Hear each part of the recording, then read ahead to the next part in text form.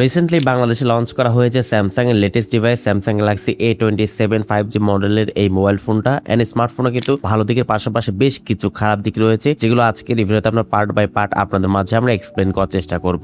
স্মার্টফোনতে ব্যবহার করা হয়েছে 6.7 ইঞ্চি সাইজের 120 হার্টজ রিফ্রেশার যুক্ত super AMOLED panel, Qualcomm Snapdragon 6 Gen 3 chipset use করা হয়েছে। সঙ্গে থাকছে লেটেস্ট অ্যান্ড্রয়েড ভার্সন অ্যান্ড্রয়েড 16 এর সুবিধা। ব্যাক সাইডে ব্যবহার করা হয়েছে 50 মেগাপিক্সেল 4K রেজোলিউশনের ক্যামেরার সুবিধা, 5000 mAh এটি ম্যাসিভ ব্যাটারি সেটআপের সঙ্গে থাকছে 25 ওয়াটের চার্জিং সুবিধা, আরো থাকছে উল্লেখযোগ্য ফিচার। তো স্যামসাং গ্যালাক্সি A27 5G স্মার্টফোনটা আপনি বর্তমান সময় কিনতে পারছেন 48,000 টাকা প্রাইস পয়েন্টের মধ্যে। তো এই প্রাইস পয়েন্টে স্মার্টফোনটার কি কি ভালো দিক রয়েছে, কি কি ব্যাড সাইড খারাপ দিক রয়েছে, যেগুলো আজকের এই ভিডিওতে আমরা পার্ট বাই পার্ট আপনাদের মাঝে আমরা এক্সপ্লেন করার চেষ্টা করব। ডেফিনেটলি এই স্মার্টফোন কেনার আগে আজকের এই ভিডিওটা অবশ্যই সম্পূর্ণ ওয়াচ করবেন। যারা এখনো চ্যানেলটিকে সাবস্ক্রাইব করেনি অবশ্যই সাবস্ক্রাইব করে বেল আইকনটিকে অল সেট করবেন পরবর্তী প্রত্যেকটা ভিডিওর আপডেট সবার আগে পাওয়ার জন্য। চলুন তাহলে শুরু করি আজকের ভিডিও। ফার্স্ট অফ অল স্মার্টফোনটিকে আনবক্স করলে চার্জারটি বাদে মোটামুটি সবকিছু দেওয়া হয়েছে স্মার্টফোনটার বক্স কন্টেন্টে। ফোনটার ডিজাইন এন্ড লুকস এর কথা বলতে গেলে স্মার্টফোনটার ব্যাক সাইডে কিন্তু স্যামসাং এর এ সিরিজের স্মার্টফোনের মতো একদমই সেম ডিজাইন রেখেছে, খুব একটা বেশি নতুন তো থাকছে না। ফ্রন্ট ব্যবহার করা হয়েছে মিডল পাঞ্চল ক্যামেরা, তবে ডিসপ্লে চিন বেজেল এরিয়াগুলো কিন্তু অনেকটা মোটা রাখা হয়েছে, ন্যারো করা গেলে অবশ্যই একটু বেশি ভালো লাগতো। অবশ্যই সামনে পেছনে বোথ সাইডে প্রোটেকশন করবে Gorilla glass Victus plus protect and ফ্রেমে থাকছে প্লাস্টিক ফ্রেম। 200 গ্রামের স্মার্টফোনটার ওয়েট রাখা হয়েছে 7.8 মিলিমিটার এর থিকনেস রাখা হয়েছে। সেই সাথে ফোনেতে ব্যবহার করা হয়েছে IP64 রেটিং, মানে টুকটাক বৃষ্টি ছিটা ফটোকে স্মার্টফোনটা প্রোটেক্ট করতে পারলেও বেশি পানির সঙ্গে স্পষ্টে নিয়ে যাওয়া বা আন্ডার ওয়াটার ফটোগ্রাফি এই ধরনের সুযোগ সুবিধা স্মার্টফোনতে একদমই থাকছে না। এখন কিন্তু বর্তমানে IP68-9 এর যুগ, বাট বর্তমান সময়ে এসে IP64 রেটিং রাখা হয়েছে স্যামসাং এর স্মার্টফোনটাতে। যাই হোক, ফোনটা ডিসপ্লেতে ব্যবহার করা হয়েছে 6.7 ইঞ্চি সাইজের একটি ফুল এইচডি প্লাস রেজোলিউশনের সুপার অ্যামোলেড প্যানেল, সঙ্গে থাকছে 120 হার্টজ এটি রিফ্রেশের সুবিধা এন্ড এই ডিসপ্লেকে প্রোটেকশন করবে Corning Gorilla glass Victus plus protection. Full HD প্লাসের সাথে সুপার অ্যামোলেড থাকছে, বুঝতে পারছেন ভিউয়ার্স ডিসপ্লে কোয়ালিটি কিন্তু যথেষ্ট ভালো হবে স্মার্টফোনটাতে। আপনি আউটডোরে ডিরেক্ট সূর্যের আলোতে স্মার্টফোনটিকে ব্যবহার করার সময় কিন্তু কোনো প্রকার শার্পনেস বা ব্রাইটনেস জনিত প্রবলেম আপনাকে একদমই ফেস করতে হবে না স্মার্টফোনটিকে ব্যবহার করার সময়। পাশাপাশি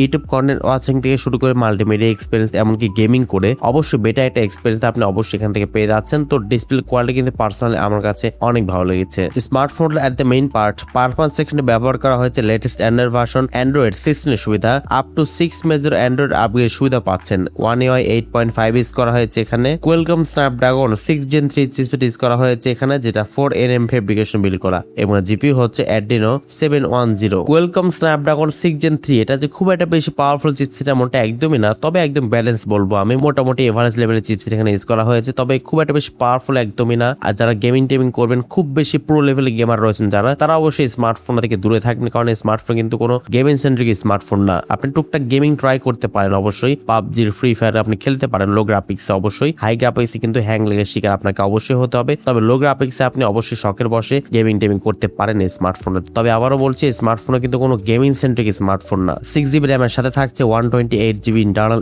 স্টোরেজ, আর একটি ভেরিয়েন্ট হচ্ছে 8GB র্যামের সাথে 128GB internal storage. UFS type রাখা হয়েছে 3.1, যেটা ভালো ব্যাপার। এক্সট্রা করে আপনি মেমোরি কার্ডও ব্যবহার করার সুযোগ পাচ্ছেন। ক্যামেরাতে ব্যবহার করা হয়েছে ব্যাক সাইডে মেইন ক্যামেরা হচ্ছে 50 মেগাপিক্সেল মেইন ক্যামেরা, সেকেন্ড ক্যামেরাটি হচ্ছে 5 মেগাপিক্সেল একটি আল্ট্রা শুটার ইউজ করা হয়েছে, third camera 2 megapixel macro shooter, ফ্রন্টে ব্যবহার করা হয়েছে 12 মেগাপিক্সেল একটি ক্যামেরা। ফোনটার ব্যাক ক্যামেরা দিয়ে আপনি সর্বোচ্চ 4K তে 30 fps ভিডিও শুট করতে পারলেও ফ্রন্ট ক্যামেরা দিয়ে আপনি সর্বোচ্চ 1080 পিক্সেলে 30 fps ভিডিও শুট করতে পারবেন। ফ্রন্টে কোনো প্রকার 4K থাকছে না, ওটা দিতে পারলে আরেকটু বেশি ভালো হতো অবশ্যই। এন্ড ছবির কোয়ালিটি তো আপনার স্ক্রিনে দেখতে পাচ্ছেন। স্মার্টফোনটা যেহেতু স্যামসাং এর ক্যামেরা, অবশ্যই ডে লাইট কন্ডিশনের প্রপার আলোতে স্মার্টফোনটা ভালো ছবি ক্যাপচার করতে পারে, আপনার অবশ্যই পছন্দ হবে। স্মার্টফোনটা সেলফি ক্যামেরাতে 4K ভিডিও দিতে পারলে আরেকটু বেশি ভালো হতো এবং পরিপূর্ণতা পেত ক্যামেরাতে অবশ্যই। এছাড়া ফোনটাতে ব্যবহার করা হয়েছে লাউড স্পিকার, 3.5 মিলিমিটার হেডফোন জ্যাকটি এখানে অনুপস্থিত রয়েছে, NFC সুবিধা পাচ্ছেন, টাইপ সি পোর্টের সুবিধা পাচ্ছেন এবং সাইড মাউন্টেড ফিঙ্গারপ্রিন্ট স্ক্যানের সুবিধা পাচ্ছেন স্মার্টফোনটাতে। এখানে আবার হতাশ করেছে, এখানে যেহেতু সুপার অ্যামোলেড থাকছে তো সেক্ষেত্রে কিন্তু চাইলে কিন্তু ইন ডিসপ্লে দেওয়াই যায়, বাট এখানে ইন ডিসপ্লে দেয়নি, সাইড মাউন্টেড স্ক্যানার দেওয়া হয়েছে স্মার্টফোনটা, যেটা কিন্তু পার্সোনালি অনেকটা আমাকে হতাশ করেছে। তো অ্যাটলাস ফোনটার ব্যাটারি নিয়ে বলতে গেলে ফোনটার ব্যাটারিতে ব্যবহার করা হয়েছে 5000 mAh এটি ম্যাসিভ ব্যাটারি সেটআপ এবং 25 ওয়াট চার্জিং সুবিধা। 5000 mAh কিন্তু বর্তমান সময় এসে অনেকটাই কম হয়ে গেছে, এখানে অ্যাটলিস্ট কিন্তু 6000 mAh এটি ব্যাটারি দিতে পারতো, বাট এখানে ইউজ করা হয়েছে 5000 mAh ব্যাটারি, যেটা অলমোস্ট সকাল থেকে সন্ধ্যা পর্যন্ত ফোনটাকে ভালো মতো আপনি ব্যবহার করতে পারবেন। তবে অবশ্যই ব্যাটারি ক্যাপাসিটিটা আরেকটু বেশি দেওয়া উচিত ছিল বর্তমান সময়ে। এখন কথা বলা যাক স্মার্টফোনের কিছু ব্যাড সাইড খারাপ দিকগুলো নিয়ে, যেগুলো পার্সোনালি পার্সোনালি আমাকে অনেকটা হতাশ করেছে। আপডেট করা গেলে অবশ্যই আরেকটু বেশি ভালো হতো অবশ্যই, যেমন স্মার্টফোনে ব্যবহার করা হয়েছে স্ন্যাপড্রাগন 6 Gen 3 চিপসেট। এটা কিন্তু খুব একটা বেশি পাওয়ারফুল চিপসেট না। পাবজি বা ফ্রি ফায়ার হাই গ্রাফিক্সে খেলে কিন্তু মাঝে মাঝে ফ্রেম ড্রপ এবং হ্যাং লেগে দেখা যেতে পারে। তো এখানে কিন্তু স্ন্যাপড্রাগনের কোনো একটা পাওয়ারফুল চিপস দিতে পারলে আরেকটু বেশি ভালো হতো অবশ্যই। যারা গেমার রয়েছেন তারা কিন্তু খুব সহজে স্মার্টফোন দিয়ে গেমিং করতে পারতেন খুব ভালো মতোই। এরপরে আমার কাছে যে বিষয়টি খারাপ লেগেছে সেটা হচ্ছে স্মার্টফোনটার ব্যাক সাইডে কিন্তু মাত্র 5 মেগাপিক্সেল আলট্রা শুটার ইউজ করা হয়েছে, যেটা কিন্তু পার্সোনালি আমাকে অনেকটা হতাশ করেছে।